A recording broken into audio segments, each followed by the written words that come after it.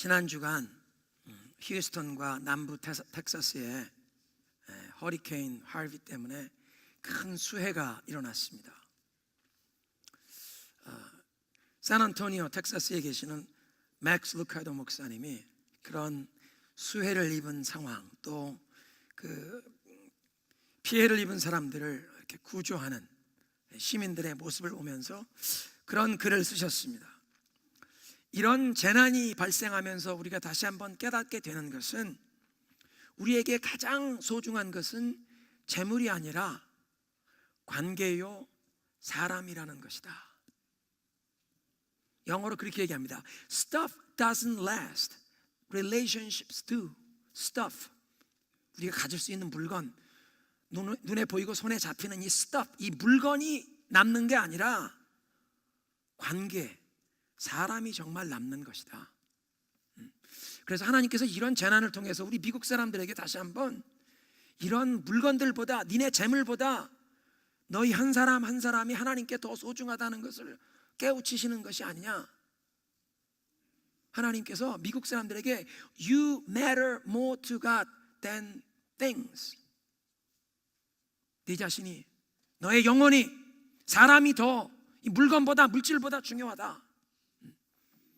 그래서 이 수해 상황에서 구출된 사람들에게 물어보면 자기네 새로 산 그 플라스마 TV, SUV 새로 산 거 물에 잠긴 거, 골프채가 물에 빠졌다, 그런 것 염려하지 않고 사랑하는 가족들이 무사한가, 그것 가지고 감사하지 않습니까? 물에 잠기면 다 폐기 처분해 버려야 할 것들, 그냥 그런 것들을 붙잡으려고 아웅다웅 서로 다투고 싸우고, 그런 것들 때문에 사람을 이용해 먹고 사람을 상처를 주는 이런 어리석은 것 내려놓고 관계, 사람, 그 영원한 것들, 우리는 다시 한번 하늘나라 영원한 것들을 바라보며 살아야 할 줄로 믿습니다. 뿐만 아니라 하나님의 백성들은 이런 때에 이런 피해를 당한 그 사람들을 위해 기도할 뿐만 아니라 도움의 손길을 베풀어야 합니다. 그 휴스턴 지역에 있는 교회들을 통해서, 또 그 현지에 어려움을 당한 사람들을 돕고 있는 우리 기독교 재난 구호 단체들이 있습니다. 빌리 그레이엄 목사님 아들 프랭클린 그레이엄 목사님이 이끄시는 사마리탄 스퍼스 같은 단체들이 이런 재난 구호 현장에 사역하고 있습니다. 2, 3일 전에 친구 목사님 이광진 목사님이 이메일을 보내오셨습니다. 휴스턴 지역에 전명철 목사님이라고 브레드런 처치를, 작은 교회를 개척하시는 목사님인데, 갑자기 옆에 있는 이 저수지 물이 넘쳐와서 급히 막 물이 들어와서 실링까지, 천정까지 물이 차는 바람에 급히 가족들만 대피해서 구출되어서 모든 것 다 잊어버렸답니다. 그래서 이광진 목사님, 우리도 집에서 대피해 나왔지만 우리는 그래도 괜찮은데 이 전명철 목사님, 우리 한인교회 작은 개척교회 목사님, 이 교회 이 목사님 도웁시다.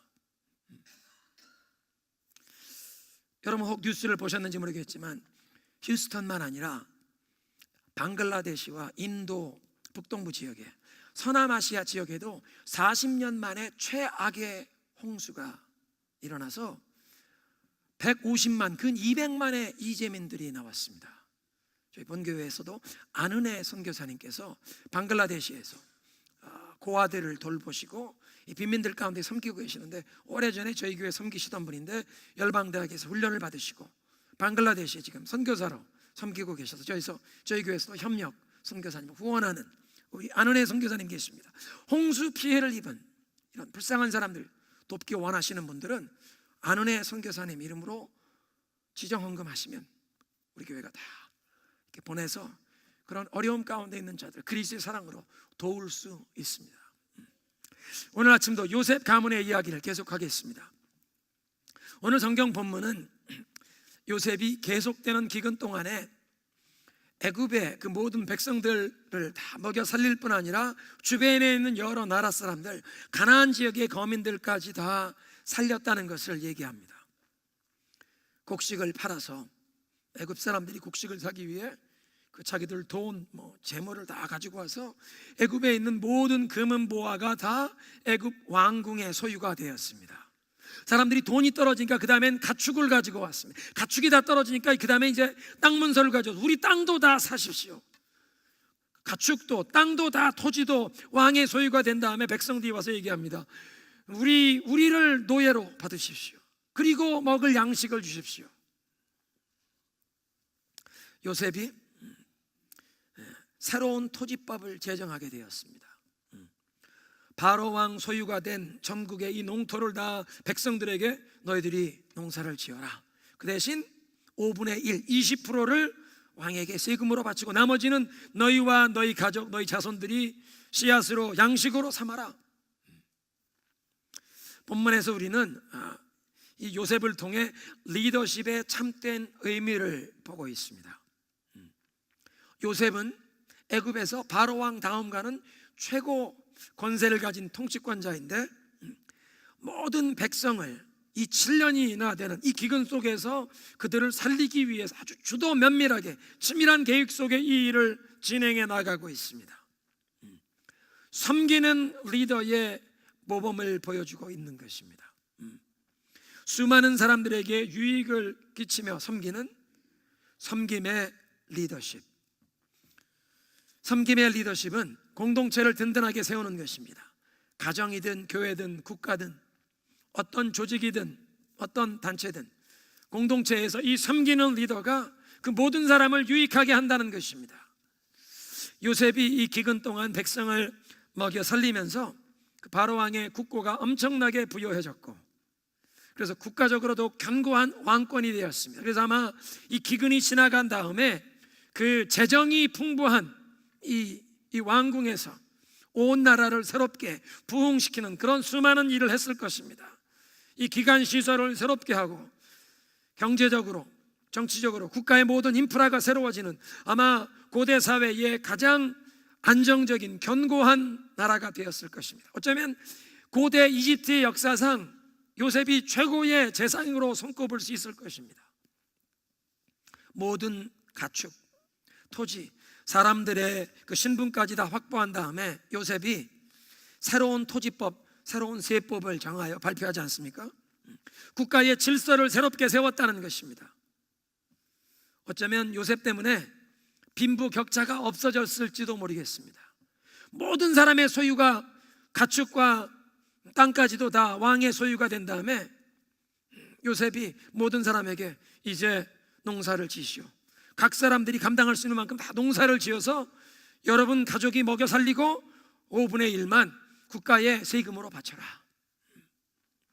국민들이 왕의 노예가 되었다지만 독재자가 무력으로 강압적으로 온 백성들을 이 인권을 유린하는 그런 비참한 노예로 전락한 것이 아니라 굶어 죽을 수밖에 없는 백성들이 이 지혜로운 재상 때문에 살게 되었고 또 자기들이 삶의 터전이 생겼습니다. 가족들을 부양할 수 있게 되었습니다. 25절에 보면 그래서 백성들이 요셉을 자기의 생명의 은인으로 여깁니다. 총리 어르신께서 우리 목숨을 살렸으니 우리가 어르신 말씀대로 이제 바로 왕의 종이 되어 말씀하시는 대로 섬기겠습니다. 모든 사람을 살려낸 섬기는 리더가 되었다는 것입니다. 여러분, 하나님의 사람은 자기만 잘 되겠다고 자기의 유익만 추구하는 그런 성공을 위해 일하지 않습니다. 하나님께서 맡겨주신 사명을 위해 부지런히 충성하다 보면 반드시 그 사람의 주변에 있는 사람들에게까지 유익을 끼치게 될 줄로 믿으시기 바랍니다. 하나님은 선한 분이시기 때문에 그 하나님의 목적, 하나님의 계획, 하나님의 뜻에 충성하다 보면 그것은 반드시 수많은 사람들에게 이 축복이 흘러가게 되어 있다는 것입니다. 또 하나님의 원리는 내가 다른 사람들을 살리고 축복하는 일에 열심히 충성하다 보면 나도 복을 누리게 하시는 줄로 믿습니다. 요셉이 기근 가운데 온 백성을 살리기 위해서 열심히 불철주야 수고했더니 나중에는 온 백성들이 이 총리 대신을 자기들의 생명의 은인으로 여기고 그 말씀대로 온 나라 백성들이 순종하며 일하지 않습니까? 한번 따라하겠습니다. 남을 살리면 나도 복을 받는다. 하나님, 저를 축복의 도구로 써주소서. 아멘이십니까? 남을 살리면 나도 복을 받게 되어 있습니다. 하나님께서 우리에게 주시는 그 사명에 충성하다 보면 반드시 우리 주변에 있는 사람에게까지 유익을 끼치는 그런 축복의 통로가 될 줄로 믿습니다. 두 번째로 27절에 있는 말씀을 보면 이스라엘 족속이 번성했다는 것입니다. 이스라엘 족속이 그 애굽 고센 땅에 정착해서 거기에서 생업을 얻어 생육하고 번성했다. 기근 동안 애굽의 모든 사람들은 자기들의 가축, 토지까지도 다 종리 이 요셉 앞에 가져와서 왕에게 바치곤, 이 애굽 사람들은 빈 털터리가 되었는데 이스라엘 사람들은 그 기근 동안에 고센 땅에서 생업을 얻었다. 영어 성경에 보면 they acquired property, 거기에 부동산을 소유하게 되었다. 땅을 소유하게 되었고, 애굽 사람들은 자기들 다 노예의 신분으로 자유를 잃었는데 이 야곱의 가문 이스라엘 사람들은 자유를 누리고 도리어 번영하는 그런 축복을 누렸다는 것입니다. 이게 무슨 뜻입니까? 하나님께서는 열악한 환경 속에서도 택하신 주의 백성들을 번성케 하실 수 있는 분인 줄로 믿으시기 바랍니다. 하나님의 보호와 축복을 받은 이스라엘 사람들은 남들은 노예로 전락하는 상황에도 자기들이 자유를 누리고 번성했다는 것입니다. 우리도, 우리와 우리 자손이 하나님의 이런 보호하심, 하나님의 도우심을 힘입어 어려운 상황 가운데도 우리가 하나님의 복을 누리며 축복의 통로가 되기를 소원하는 줄로 믿습니다.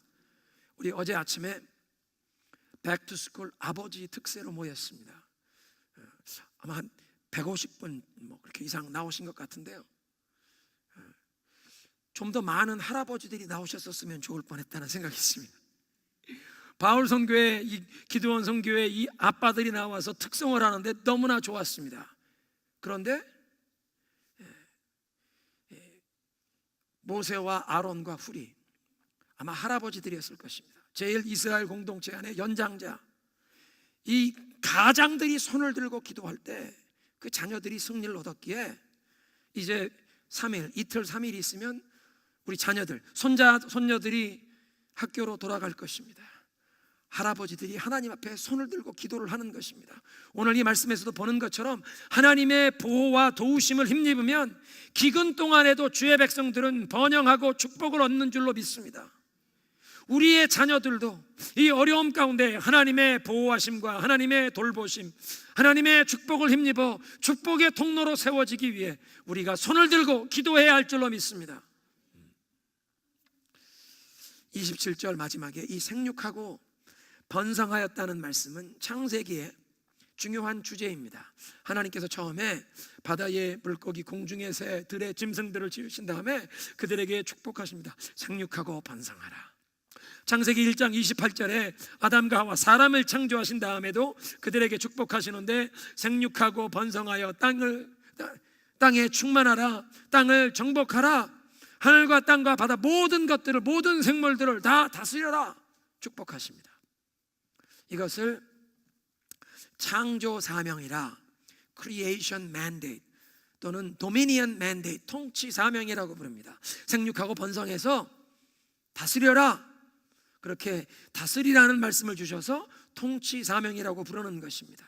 그런데 문제가 생깁니다. 아담과 하와가 하나님께 불순종하여 죄를 범하면서 이 통치 사명을 제대로 감당하지 못하게 되는 것입니다.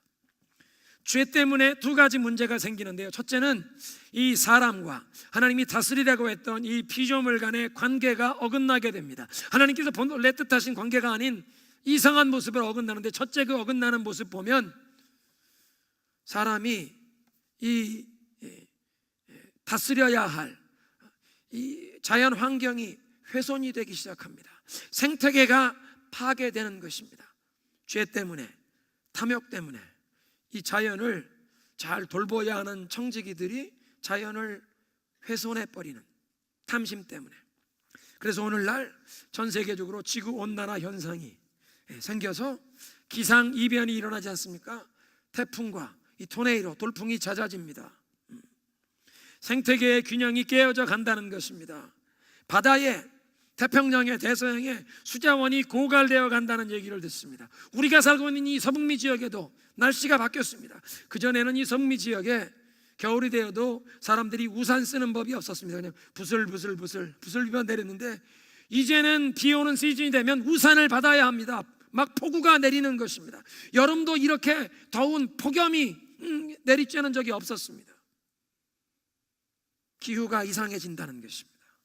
두 번째로 사람들과 이 주변의 자연 세계와 관계와의 변질은 사람들이 자연을 다스려야 하는데 도리어 자연을 숭배하는, 우상을 섬기는, 우상 숭배하는 일이 일어났다는 것입니다. 로마서 1장 25절에 사도 바울이 말씀하십니다. 그들이 하나님의 진리를 거짓으로 바꾸어 피조물을 조물주 대신 하나님보다 더 섬기는도다. 우리는 하나님만 섬겨야 하는데, 그리고 피조물은 돌보고 다스리라고 했는데 사람이 도리어 그 피조물을 숭배하는, 섬기는 이 엉뚱한 일이 일어난다는 것입니다. 두 번째로 죄 때문에 이 통치사명, 창조사명을 제대로 수행하는데 차질이 생긴 모습을 보면, 생육하고 번성하라고 하셨는데 그 생육하고 번성하는 과정에 악인들은 번성이 빨리 되는 것입니다. 의인들의 번성은 굉장히 오랜 시간이 걸리는데 악인들은 쉽게 번성합니다. 그래서 특별히 창세기 초반부에, 이 인류 역사의 초반부의 역사를 보면 가인의 후예들, 이 악인들이 빨리 번성해서 땅을 죄악으로 가득 채웠습니다. 급기야 창세기 7장에 하나님께서 노아의 시대에 홍수로 땅을 심판하셔야만 했습니다. 그런 반면에 의인의 자손 가인이 아벨을 죽이기에, 아벨 말고 그 세 번째 아들 셋의 후손들이 의인의 후손이었는데 노아의 시대가 되니까 의인이 몇 명 남았습니까? 홍수에서 구원받은 사람이 몇 명이니까 8명.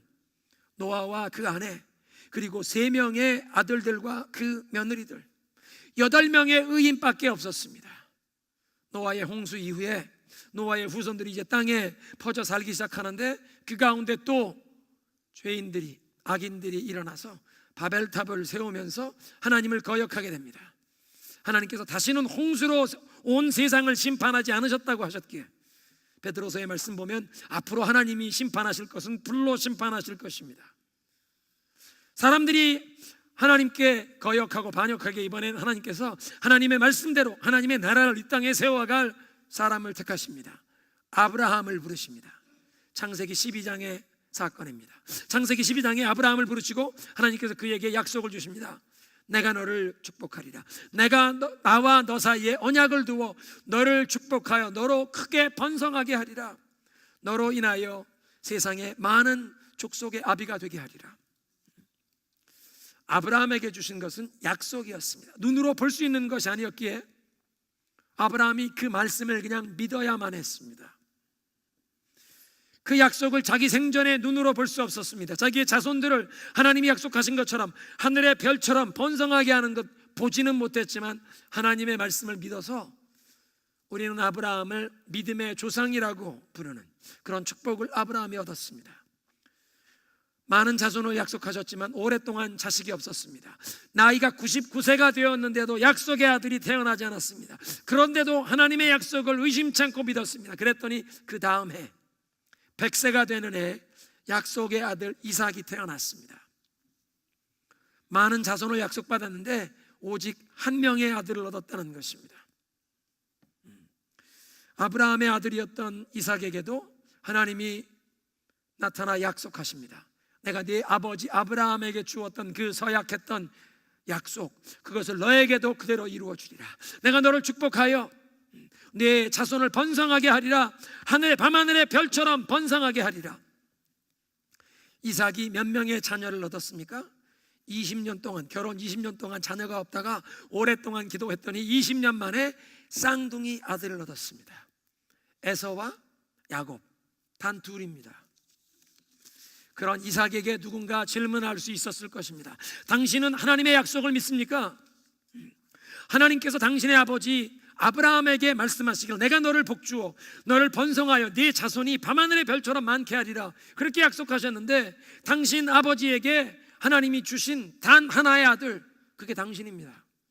당신에게도 하나님이 약속하셔서 아버지 아브라함에게 주었던 축복 너에게 그대로 내가 지켜 이루리라. 너를 번성케 하고 네 자녀 밤하늘의 별처럼 무수하게 하리라. 당신 몇 명의 자녀를 얻었소?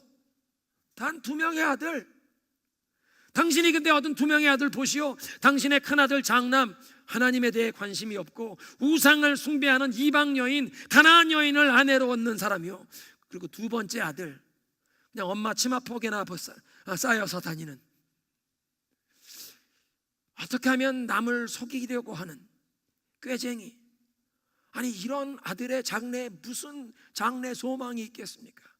당신 하나님의 약속을 믿습니까? 하나님이 정말 당신 자녀들을 축복해서 번성케 하시려는 축복을 믿습니까? 그런데 이삭은 하나님의 약속을 굳게 믿었습니다. 그걸 어떻게 알 수 있나요? 이삭이 자기 작은 아들 야곱, 형을 속여서 그 축복 기도를 대신 가로챘다고 형이 죽이려고 하는 바람에 멀리 몇 천리 떨어진 삼촌 댁으로 떠나야 하는, 도망치듯 떠나야 하는 그 아들에게 마지막 아버지 이삭이 해주는 말을 들어보십시오. 창세기 28장. 전능하신 하나님이 내게 복을 주시오 내가 생육하고 번성하게 하여 내가 여러 족속을 이루게 하시리라.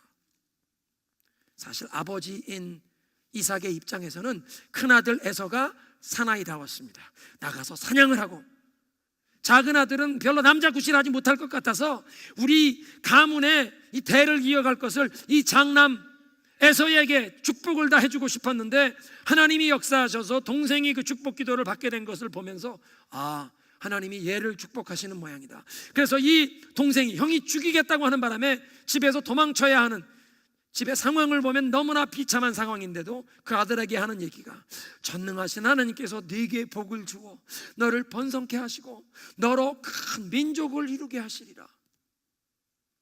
아버지 이삭은요, 자기네 지금 집안 상황을 보면 콩가루 집안 같은, 형이 동생을, 쌍둥이 형이 동생을 죽이겠다고 하는 이런 상황인데도 그 상황에 흔들리지 않고 하나님의 축복의 약속의 말씀을 붙잡은 것입니다. 하나님이 우리 가문을, 우리 자손들을 복을 주시리라. 눈앞에 보이는 상황에 흔들리지 않고 하나님의 축복의 약속을 믿은 줄로 믿습니다. 그렇게 아버지의 축복을 받고 떠난 야곱, 빈손으로 도망치듯 떠났죠. 아마 이틀째쯤 되었는지 베델의 빈 들에서 돌을 베개 삼아 누워 자는데 하나님이 꿈속에 나타나서 그에게 축복하십니다. 나는 네 할아버지 아브라함의 하나님, 내 아버지 이삭의 하나님이다. 내가 너를 복주리라. 어디로 가든 내가 너를 떠나지 않고 너에게 복을 주어 너로 큰 민족을 이루게 하고 네 자손들이 이 땅에 동서남북을 다 차지하게 되리라. 20년 동안 타향살이 하다가 고향으로 돌아왔습니다. 베델에 올라가서 하나님 앞에 제단을 쌓고 예배를 드리는데 하나님이 또 야곱에게 나타나셔서 그 축복의 약속을 다시 확인하십니다. 하나님이 그에게 이르시되 나는 전능하신 하나님이라 생육하여 번성하라. 이제 아들 요셉이 초청해서 온 가족을 이끌고 애굽으로 가족 이민 간 야곱에게 어떤 사람이 물을 수 있습니다. 야곱이여, 당신이 하나님의 약속을 믿습니까? 하나님께서 당신의 할아버지 아브라함에게 축복하셨는데 내가 너를 축복하고 번성하게 하여 네 자녀, 네 자손을 하늘의 별처럼 많게 하리 하셨는데 당신의 할아버지 아브라함에게 단 하나의 아들을 주셨습니다. 당신의 아버지 이삭에게도 하나님이 그 축복을 주셨는데 당신의 아버지 이삭은 아들을 둘밖에 못 얻었습니다. 당신에게도 하나님이 나타나셔서 축복의 약속을 주셨는데 당신은 자손을 얼마나 얻었소? 12명을 얻었습니까? 지금 그 12명의 아들들과 함께 온 식솔들을 이끌고 애굽으로 이민 왔는데 온 가족 다 합해봤자 70명이지 않습니까? 당신의 자손들이 밤하늘의 별처럼 무수합니까? 당신 하나님의 약속을 믿을 수 있습니까? 그 질문에 야곱은 대답했을 것입니다. 나는 하나님의 약속을 굳게 믿습니다. 그걸 어떻게 알 수 있나요? 오늘 27절의 말씀, 이스라엘 족속이 그 애굽의 고센 땅에 거하며 거기에서 생업을 얻어 생육하고 번성하였다. 애굽 사람들은 그 기근에 자기들 재산이 다 뺏기고 노예가 되는데 야곱의 후손들은 기근 동안에도 거기에서 생육하고 번성하더라는 것입니다. 오늘 하나님의 말씀을 보니까 하나님의 약속은 성취가 더딜지라도 반드시 이루어지는 줄로 믿습니다. 상황을 바라보며 우리가 흔들리고 요동하는 것이 아니라 하나님의 신실하심을 우리는 의지하며 하나님의 약속을 기다리면 하나님의 때에 하나님의 그 신실하심 가운데 그 약속을 이루어 가실 줄로 믿습니다. 마지막으로 하나님께서 어떤 환경에서 당신의 백성들이 이렇게 생육하고 번성하게 하시는지 이 말씀을 통해 살펴보면 우리가 깨달을 것이 있습니다. 여러분, 아브라함의 후손들이 이 땅에서 생육하고 번성할 그 지역을 여러분 지명하라고 하면 어디를 선택하시겠습니까? 고대 메소포타미아 문명이 일어났던 그 지역을 택하시겠습니까? 하나님께서는 근데 그 지역에서 태어나 자랐던 아브라함에게 갈대아 우르를 떠나라. 너는 내 본토, 내 친척, 내 아비의 집을 떠나서 내가 인도하는 것으로 가면 내가 너에게 복을 주리라. 거길 떠나게 하십니다. 어떤 사람들은 나일강 유역의 그 곡창지대 애굽을 선택했을지 모르겠습니다. 그러나 애굽엔 우상 숭배로 가득하지 않습니까? 영적으로 타락할 수 있는 위험이 너무나 많습니다. 지중해 연안에 가나안 지역을 아마 선택했을 것입니다.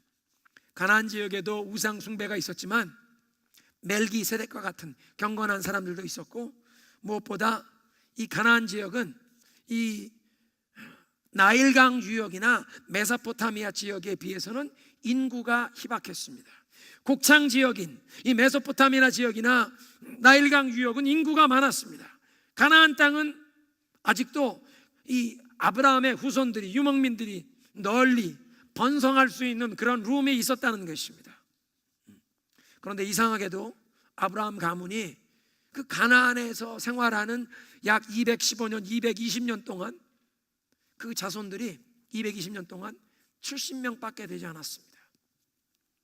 그런데 애굽으로 이주한 다음에 총리였던 요셉이 죽은 다음에 한 세대, 두 세대가 지나가면서 요셉이 온 애굽 사람들을 살려준 그 요셉의 은택을 알지 못하는 사람들이 일어난 다음에 야곱의 후손 이스라엘 족속들을 핍박하기 시작합니다. 그런데 이스라엘 백성들이 핍박을 당하면서 400년 동안 그들이 번성하여 200만의 인구가 되는 것입니다. 400년 동안 그들이 비록 애굽에서 노예 생활을 하게 되었지만 출애굽하기까지 200만의 인구로 번성하게 되었습니다. 여러분, 이것이 하나님의 방법입니다. 수적으로 번성하는 것만 아니라 영적으로 흥왕하게 되는 것도 하나님께서는 이런 원리를 사용하십니다. 중국 기독교의 예를 들어보겠습니다. 19세기 말과 20세기 초에 중국에 미국과 영국에 이 많은 기독교 선교사님들이 복음을 들고 찾아가셨습니다. 중국 내지 선교회 차이나 인랜드 미션을 창설하신 허슨 테일러는요, 중국의 내륙 지역에 복음을 전하기 위해서 다른 선교사님들은 다 해안에 무역선이 오는 해안 도시에 머물고 있는데 내륙 지역에 들어가기 위해서 중국 말을 배우고 중국 사람처럼 사는 풍습을 배워서 그들처럼 옷을 입고 머리도 다 깎고 변발을 하고 중국 사람처럼 살면서 복음을 전했습니다. 그래서 오늘도 중국에 가면 내지에 곳곳에 허슨 테일러 선교사님을 기념하는 그 기념비를 세워놓고 중국인들의 문화를 존중하며 복음을 전했던 허슨 테일러 선교사를 이들이 추앙하고 있습니다. 우리가 잘 알고 있는 빌리 그레함 목사님의 사모님 루스 벨 그레함 여사, 루스 벨 그레함 사모님은 평양에서 외국인 학교를 다녔습니다. 선교사님 자녀들을 교육하는, 영어로 교육하는 학교가 평양에 있었습니다. 그런데 평양에서 학교를 다녔지만 부모님들은 중국에서 선교하시던 선교사님 자녀였습니다. 이렇게 많은 미국의 선교사님들이 중국에 가서 복음을 전했는데 그 열매가 어땠습니까? 1949년에 모택동이 공산군을 이끌고 장개석 총통을 대만으로 내쫓았을 때 모든 기독교인 선교사도 내쫓았는데, 추방했는데, 그 당시에 선교학자들이 얘기하기를 중국의 기독교인 인구가 85만에서 90만 되었을 것이라 그렇게 얘기합니다. 그리고 공산 치하에서 기독교에 무서운 핍박이 임했습니다. 특별히 문화혁명 기간 동안에 수많은 목회자들이 순교를 당하시고 교회의 지도자들이 감옥에 갇히셨습니다. 강제 노동하는 수용소에서 고난을 당하셨습니다. 그리고 그런 핍박의 기간이 지난 다음에 1990년대에 이 주계 장막이 열린 다음에 선교사님들이 중국에 찾아가 보았더니 깜짝 놀랐습니다. 이 핍박의 기간, 목사님들은 순교를 당하시고 교회 지도자들이 다 수감되었던 이런 40년의 핍박의 기간을 지난 다음에 문이 열렸는데 중국에 들어가 보니까 기독교인의 인구가 5천만이 넘는 것입니다.